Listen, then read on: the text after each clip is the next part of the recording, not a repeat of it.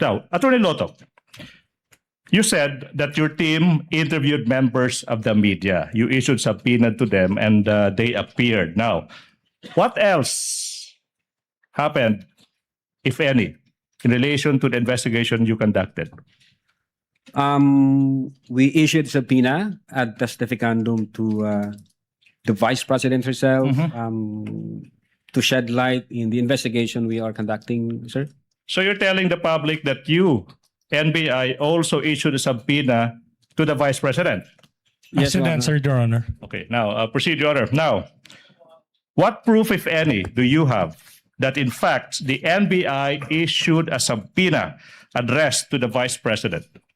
We have copy of that subpoena ad testificandum dated November 25, 2024, sir.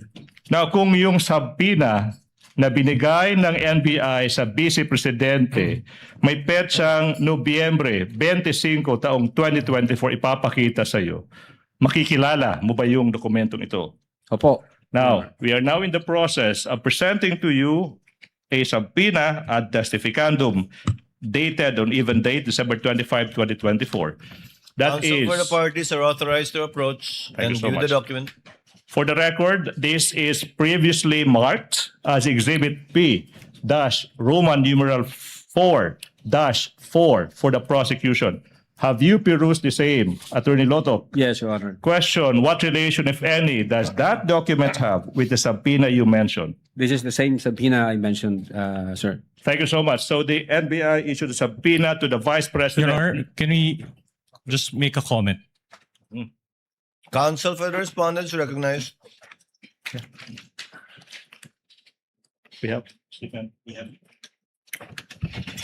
Your Honor, maybe just put on record that Exhibit P-4-4 is a photocopy and it was not, the original or the certified copy thereof was not produced. We are ready to produce that, and that's the next step we are supposed to do. Your Honor, Noted. Please proceed. we have a copy of the certified true copy. We invite the defense to check the same for comparison, Your Honor, please.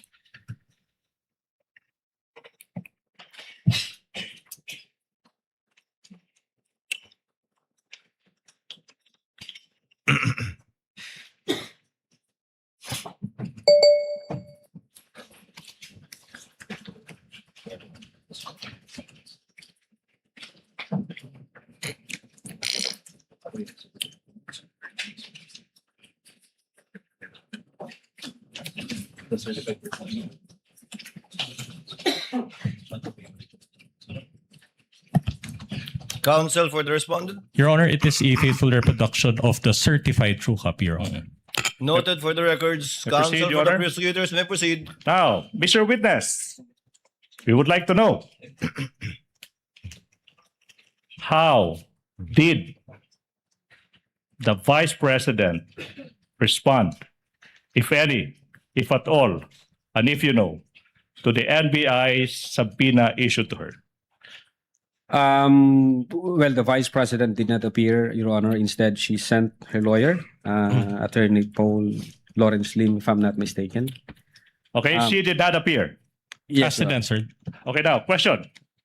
If you know, what was the Vice President's reason for failing to appear at the NBI, in the NBI, despite the subpoena issued to her? I think the Vice President, in effect, was saying there were office matters to tend to, so she cannot attend the scheduled subpoena date, sir. Office matters.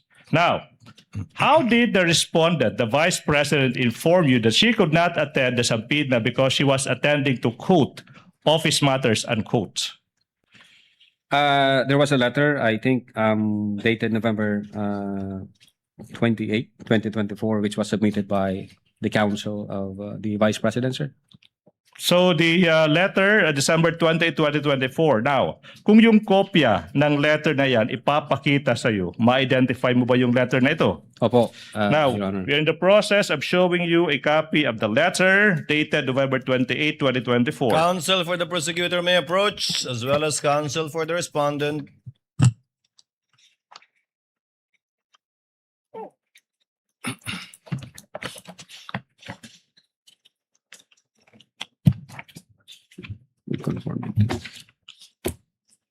Yes, Your Honor. This is the same letter that I mentioned. Your Honor, can I make a manifestation on these points? The prosecutor may proceed. Your Honor, the letter from the Vice President's lawyer is not marked in exhibit. At this juncture, Your Honor, please, if the defense will agree, we move that the same be marked as an additional exhibit for the prosecution, and the specific marking that we are asking the court to follow is Exhibit P Roman numeral 4-32 for the prosecution, Your Honor, please. Counsel for the respondent. We have no objection to that, Your Honor. So ordered. So marked. Thank you so much. Now, so what did the... Your Honor, please. Your Honor, do we have to pause for the marking, or do I proceed? Please proceed, counsel. Thank you so much, Your Honor, please. Thank you so much. Now, so what did the NBI do? No? Anong ginawa ng NBI after yung Vice Presidente hindi sumipot sa NBI despite the subpoena kung meron man? Yes, Your Honor. We deemed it proper to issue another subpoena to give the Vice President another time so she can prepare. And at the same time, in reply to the letter submitted by the lawyer, we issued also a letter dated December 2, 2024, because the Vice President in that letter from her lawyer was asking copy of the complaint and the question to be propounded by the NBI to the Vice President. All right. Now, let's go to that letter, Atty. Lotok na. Puntahan natin yung letter na iyan. Now, kung alam mo, ano ba yung sinabi ng NBI sa letter na iyan na pinadala sa Vice President after hindi siya sumipot despite the subpoena sent to her? Your Honor, the document would speak for itself. No need for the witness to read. I think the counsel Witness may is... answer Yes. if he knows. Yeah, among others, sir, sinabi ho doon sa letter namin noong December 2, 2024 na ini-inform namin ang Vice Presidente na iniimbestigahan din po namin yung alleged threat against sa kanyang life. At sinabi namin na kailangan namin yung kanyang presensya para may makuha kaming information, para ho may mapagsimulan kami doon sa investigation against threat to her life, Your Honor. Now, what proof, if any, do you have that the NBI issued another subpoena addressed to the Vice President? Yeah, we have that copy of the subpoena dated, if I'm not mistaken, December 2, 2024. Sir? Na, okay. Atty. Lota, kung yung kopya ng pangalawang subpoena ipapakita sa iyo, ma-identify mo ba? Yes, sir. Now, we are now in the process of showing you that subpoena. The defense may also check. Counsel for the prosecutor as well as respondent may approach to compare. And for the record, that second subpoena addressed to the Vice President has been previously marked as Exhibit P-Roman numeral 4-6 for the prosecution. That's the same subpoena I mentioned, sir. Okay, so that's the same subpoena. Do we have any observation from the defense? Counsel for respondent. The document is a machine copy, Your Honor. Machine copy. Stephen. Where's the Stephen? Your Honor, we move that the certified true copy in our possession be compared with the photocopy identified by the witness, Your Honor, please. Counsel, this has not been marked, right? This has been marked this time, Your Honor, please. The second subpoena. This has been marked already. Yes, Your Honor.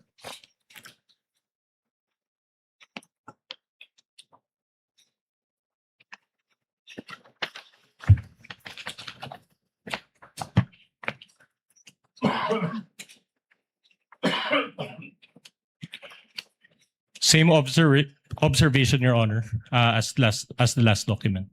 Meaning it is a photocopy? It is the same as the photocopy of the copies are the same, but it is not the original, just a photocopy of the original, Your Honor. That was certified. Wait, so I do not get it, counsel. Your Honor, the other document that the prosecution is showing is a certified copy, Your Honor. So in other words, it is the same as the photocopy that was previously marked, Your Honor. but certified. Correct, Your Honor. Noted. Thank you.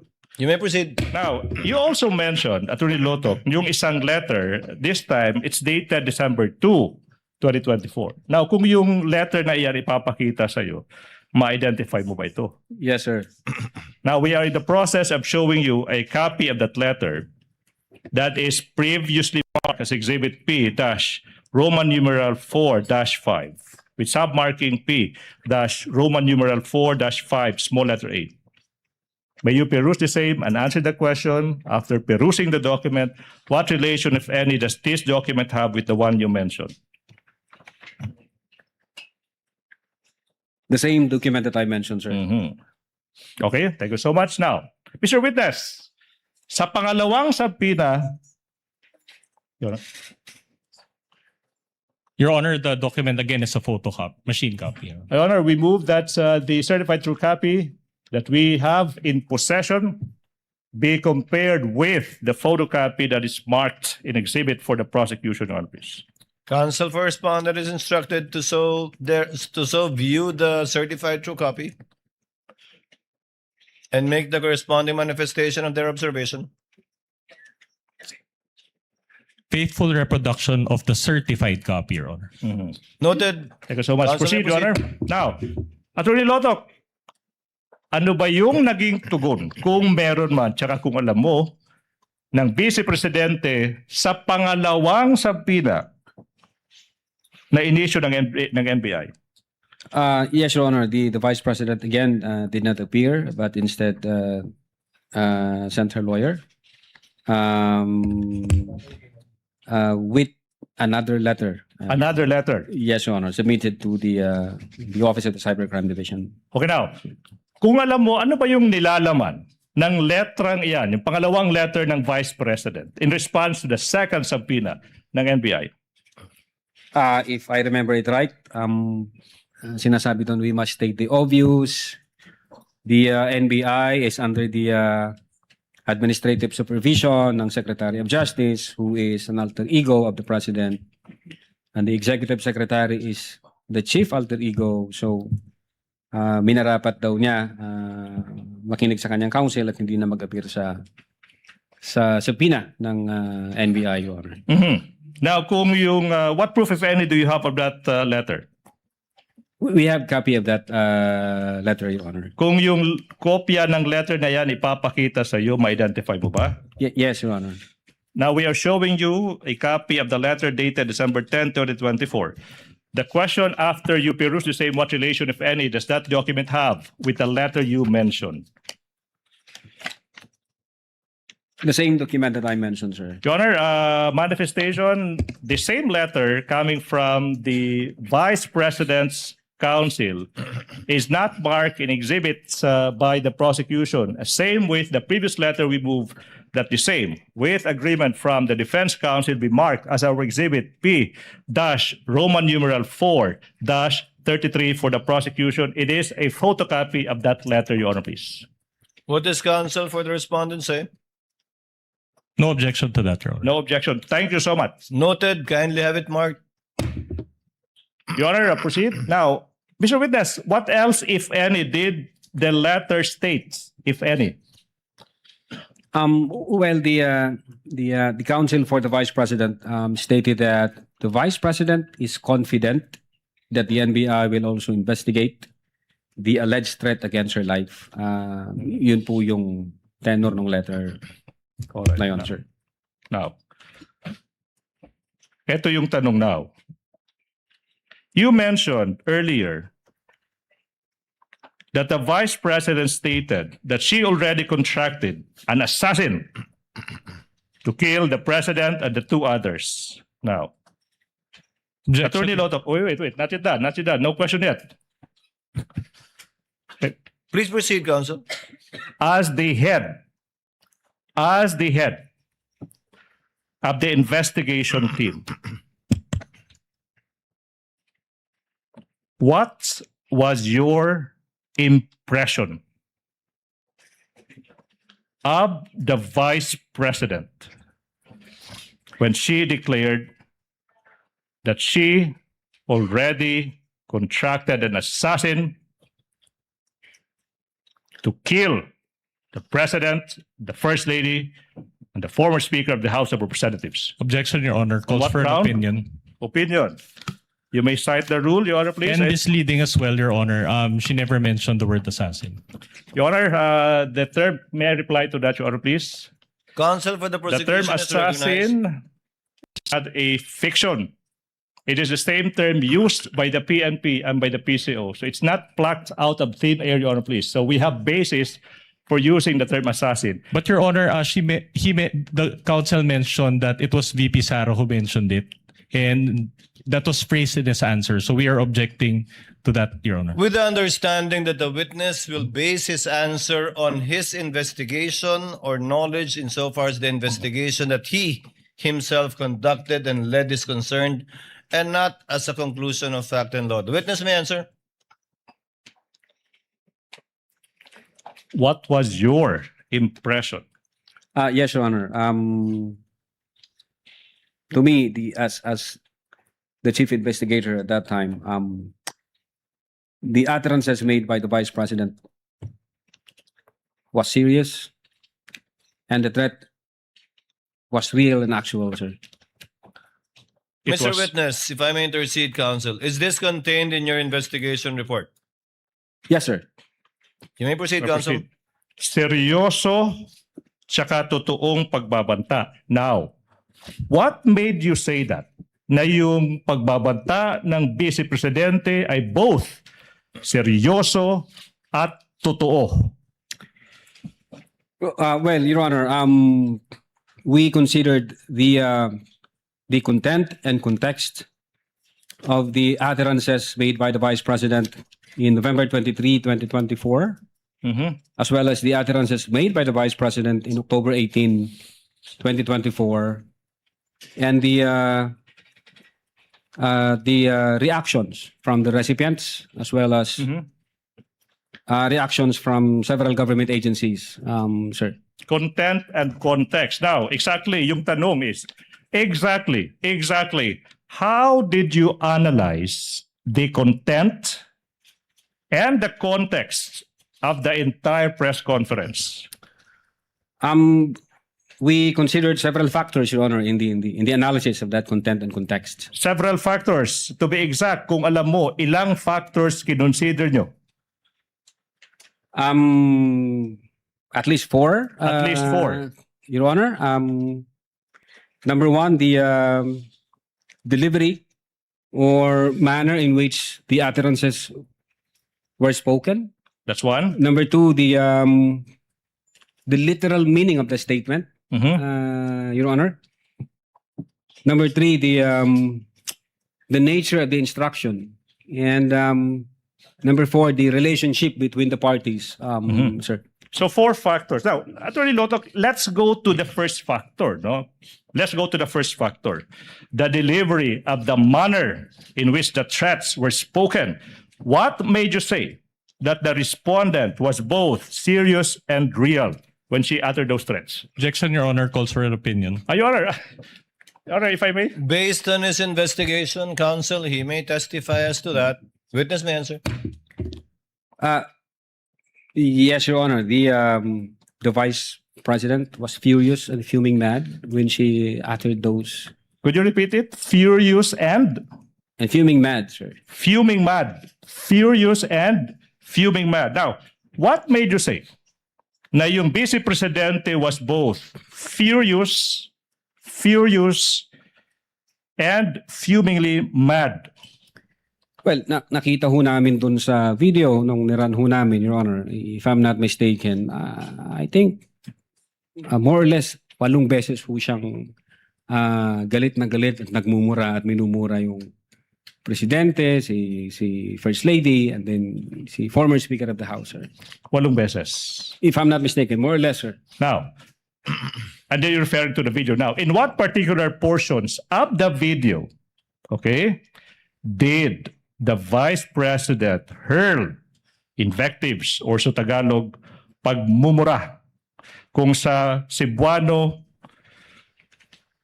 pamalikas, kung hawaray-waray, Buyayaw. Buyayaw. Mga ilang beses? 8? In what particular portions? Your Honor, if I may refer to my notes. You may do so. Thank you, Your Honor.